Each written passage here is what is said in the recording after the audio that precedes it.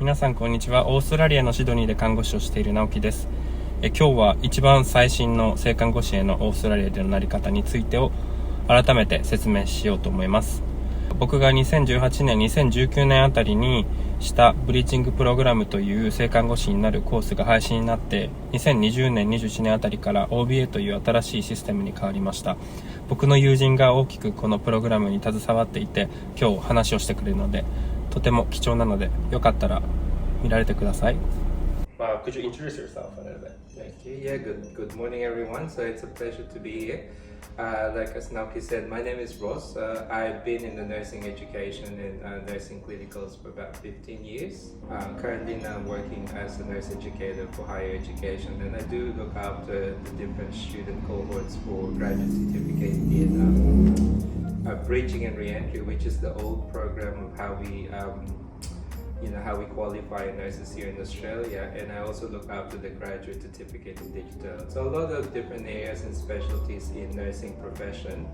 That's mainly, everything I do with work at the moment. So, yeah. Thank you very much. So as you can tell, he's the most studious person I know in my life, and he's very empowering to me as well. Now the OBA officially started on 20th of March 2020 during the COVID times. Yeah. So frankly speaking, now if you get invitation from APRA, that's gonna have to be OBA. Yeah, there's no other way. Just by the look of it, it sounds like it's going to be more difficult than the course I actually did. That's why I wanted to find out what the new system, the OBA, is. There's four steps that you have to do now if you wanted to do the OBA. So the first thing is, when you're a registered nurse in other country, in Japan let's say, and you wanted to become a nurse in Australia, the first thing that you have to do now is to contact APRA and nominate yourself to do what we call as a self-check. Yeah. So the self-check is basically an assessment kind of profiling, that's how we call it, in order to understand what kind of stream will you be. Are you going to be a stream A nursing, stream B, or stream C? So which I'll explain later. And before you can do self-check, APRA will actually give you an access or login code or something. These are for nurses who have nursing qualification in their country, which is equivalent to what we have here in Australia. Yeah. One good example is the UK nurses, or US nurses, or Canadian nurses, Ireland nurses, absolutely. So New Zealand, New Zealand. So these nurses specifically have the same qualification as a registered nurse, which is equivalent to what we have in Australia. So what it means is they're good to go, have nothing to do. They just do the self-assessment. They do the orientation module. Once they finish that, then they become a nurse. What's the orientation module though? Alright, so I'll talk about that later. But essentially all the streams, A, B, and C, will have to take this orientation module once they finish the self-check. Okay. And the orientation module is technically like an online module platform, which talks about Australian healthcare system and critical thinking, all the bits and things that you need to know. It's not something like you have to Yeah, it's not something you have to pass. It is a mandatory that you complete. It's a I believe the first part is 1 hour, and then the second part is 3 hours of module. So no dramas with that, I would say. Stream B is the more common one, because Stream B tells you that you have a right qualification in your country as a registered nurse, but it is not significant enough to has an equivalent here in Australia. So that means you still need to do a little bit more to have that equivalent. And that little bit more is the OBA, which is the NCLEX and the OSCE exam. Okay, I assume it's us, Japanese people? Yes, not just Japanese, Filipino. I think probably about 60% of the whole nursing population in the world will have to go to Stream B. But in Japan, you guys did bachelor's degree, so that's equivalent to bachelor's, so you just need to do the OBA. I see.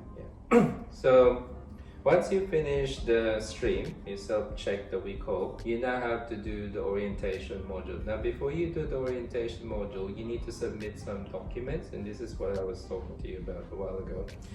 So they ask for your transcript of records, your GPA, and one of the most important ones is your English exam qualifications. So if you've done PTE, your TOEFL, your OET, your IELTS, that is the time that you can actually upload. As far as I know, Naoki, they haven't changed the requirements of the scores that you need for the English exam. But the good thing, everyone, is, if you haven't passed your English exam yet, you can actually do it after you pass the whole OBA, which is good. Let's say, I wanted to do the NCLEX first, and I wanted to do the OSCE, and then I'll do the English exam later. After you can do that, you're still going to progress with your application. That's the big difference between them. Yeah. Like back then when I did the registration with APRA, I was required to submit my testing result before the bridging program, whereas this new system, whenever possible, you can submit your English. Okay, results. it is still advisable that you complete it before the NCLEX, because like in reality, the NCLEX exam and the OBA will benefit from your English qualification because it's all delivered in English.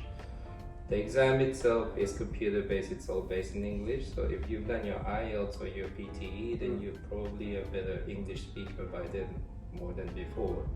Same goes with your OSCE one, because it's a practical exam, so at least you got more flexibility. After you submit all your requirements, there's actually a fee. I think it's $650 non-refundable. That's the fee for the self-check and everything. You'll now be nominated to do an NCLEX. So that's the first step of the exam that you have to satisfy. So you need to register. So APRA will give you a notification to say like, okay, yeah, you are okay to take the NCLEX examination now. So you need to register yourself to Pearson VUE, which is the NCLEX provider here in Australia. Now, one of the more common questions that you were asking me today as well is, if you're done an NCLEX in other countries, let's say in America, is that valid? The answer is yes, because NCLEX is only delivered in UK, I believe, Canada, America, Australia, and New Zealand.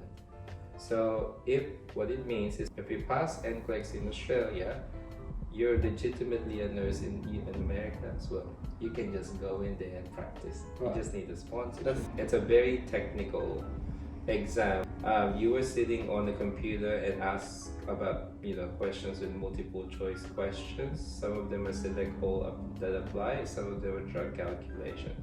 The computer will feed you more questions as you go through, and it will determine if you satisfy or saturated every category that you pass. So it sometimes, and this is how the funny thing with NCLEX, sometimes it will stop in question 50. So as an exam, the examinee don't know, did I pass or did I not? Because some people will stop the question in 400.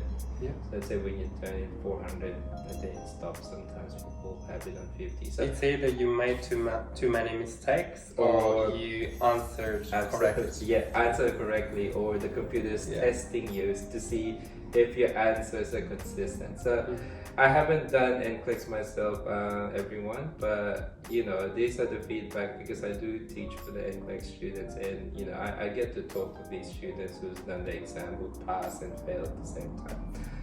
It is a very daunting exam. The good thing is, very daunting. You can take it as many times as you want.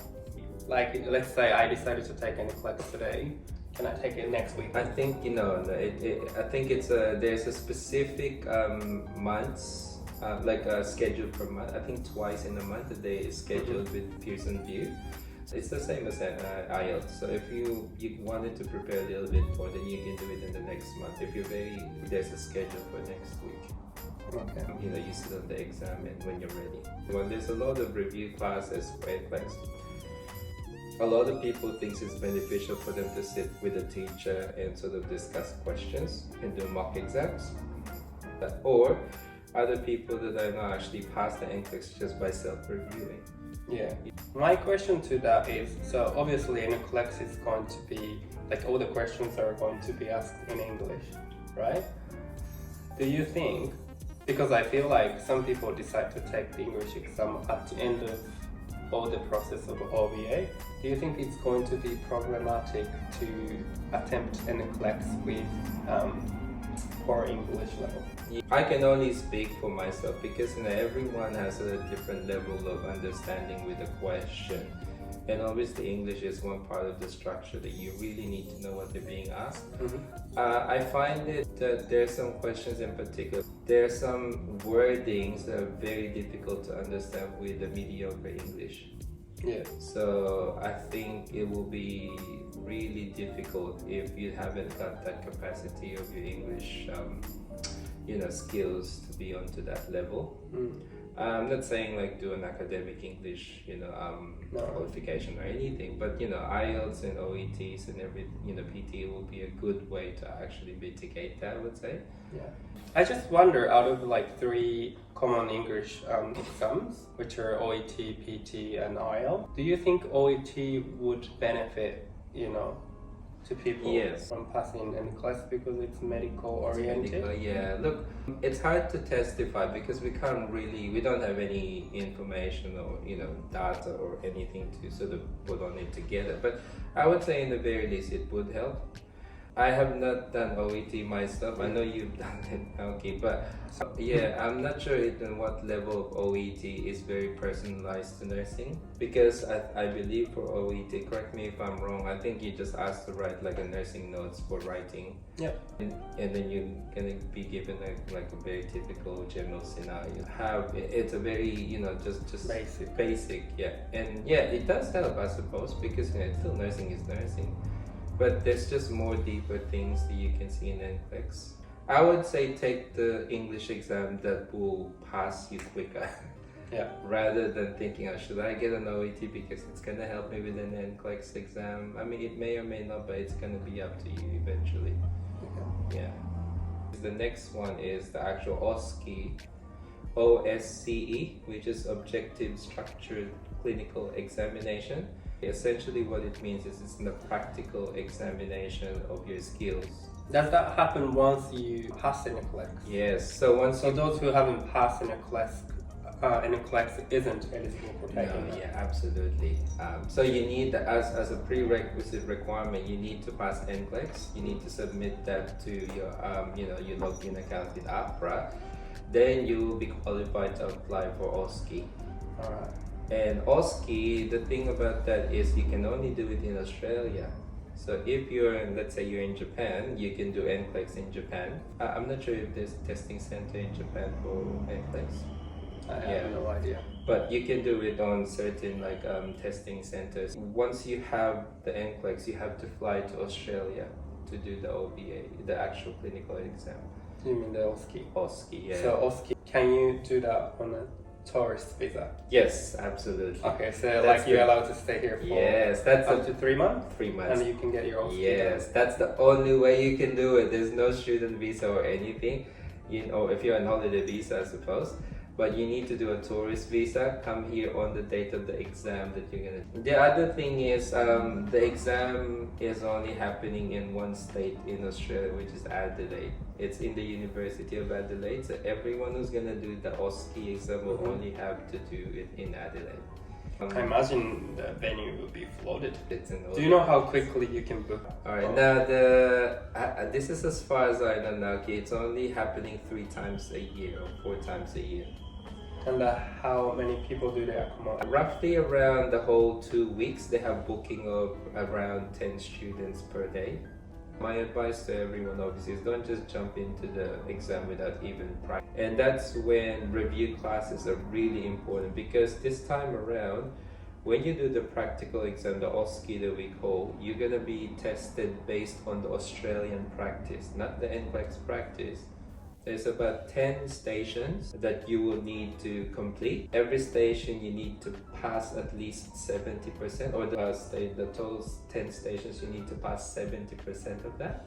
Right, OSCE is like a practical exam. Yeah. It's a simulation exam, is it? It's not like a secret thing, but it consists of 10 stations, and they're the basic skills that you're going to be assessed on: vital signs, deteriorating patient, manual handling, and so on. So it's all on the website, you can see it there. Okay. You will have 10 minutes per station to complete. 2 minutes of reading time for the case scenario, then you go 8 minutes when you go inside the exam with 2 assessors looking at you. And you will deliver what is on the case scenario while everyone is checking, like, have you done this? Do they assess your nursing skills, or do they assess your language? Everything. So there is a station only for communication. There's a station on assessment of vital signs. There is a station for emergency deteriorating patient who needs CPR. There's an assessment for medication management. There's an assessment station for blood transfusion. Wow. Okay. So every single thing that we do in the hospital is exactly what you're being assessed on. So it's just like a consolidation of nursing replacement. Yeah, Like because you it's don't need to go exactly to basement. Yeah, Your absolutely. facilitator assesses you. Yeah, and At the hospital. the assessors don't talk to you; they just look at you, Wow. and you just do. So the for test. example, like if the topic is about checking vital signs, so I go into patient's room like knock, knock, knock. Yes, yes. Hello, my name is Naoki. Yes. I'm your nurse today. How are you? That's exactly I'm what it just going is. to check your vital signs. Yes, Blah, and blah, remind that blah. you only got 8 minutes to do that. You cannot go because they're gonna cut you off, and if you haven't completed the task by better luck next time, then you'll be marked whatever you are based, what you've done. There's an actual acting patients inside, and there's everything in there. Like there's a storeroom, whatever you need for that task that you have to complete. And the purpose of going to review classes, everyone, is for you to actually have a feel of how that 2 minute, 8 minute is happening. It's a really important skill for you to understand because you'll be like me, I talk too much. If I go in the patient, it would take me more than 10 minutes to actually do a task. And you can't do that because you need to only focus on what is being asked for 8 minutes. After that, you only get 2 minutes break, you go to the next station, okay? So It's kind of exciting though. Like I don't feel like it's going to be hard. It's more like exciting. Like as long as you practice enough. Yeah, but that's the whole point, isn't it? If you're an international nurses, you don't know how Australian system works. I've said on those exams, I wasn't the examiner, just for your information. So, how nurses, international nurses, have literally no idea what they have to do when they go in. Not that they don't know it. So like there's so much difference. Between our countries, Yeah, absolutely. And they're telling you like, you need to do 2 nurses check. Just an example for you. In Philippines, we never do nursing checks. Yeah. You just do by one person, and that's not happening in Australia. You're gonna go to jail if you do that. You're gonna lose your registration. All right. Yeah. So now we talked about OBA, NCLEX, and OSCE. And it's a great news that you don't need to hold a visa to get these tests. Now, however, once you finish that and you pass, so normally the results comes in like one month. Mm-hmm. Then you're not gonna do the final part of the orientation module, which is part B. Remember when you do the self-check, there's part A orientation module. You finish the part B orientation module, and then after that you'll become a registered nurse. Wow. That's the.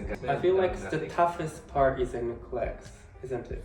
With what we're seeing at the moment is NCLEX has a higher passing rate than OSCE at the moment. Is it? Yeah, because practical exam is not for everyone. In computer exam, you don't have to talk to people, you just have to concentrate on the exams. For practical exams, there's just so much variables about, you might be thinking, what if this assessor didn't like me and I was marked down because of that? There can be elements of that, isn't it? Yeah, and also it's very nerve-wracking It's to nerve-wracking. do it in front of people. Yeah. And you actually have to perform your And then skills you can't, as well as talking in English. You can't say to them, look, this is not my best, I can do better than this. Well, this is your performance on that day, so you're going to be marked based on your performance. So it's difficult. But that's the trend that we're seeing at the moment with APRA. That's why it's really important for students who wants to do this exam to really study and enroll to coaching schools. It's not relatively expensive now. I think if you go with both NCLEX and OSCE combined, There's a combined. there's a combined one that you can do. The maximum that I've seen is 5,000.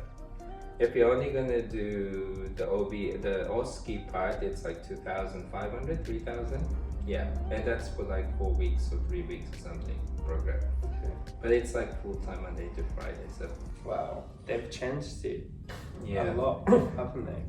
The time I was doing my bridging program, when I passed my English exam first and I was considering to do my bridging program, there was a rumor something called OBA is going to happen, and I was like, this is going to be the last chance, otherwise I'm going to have to do NCLEX.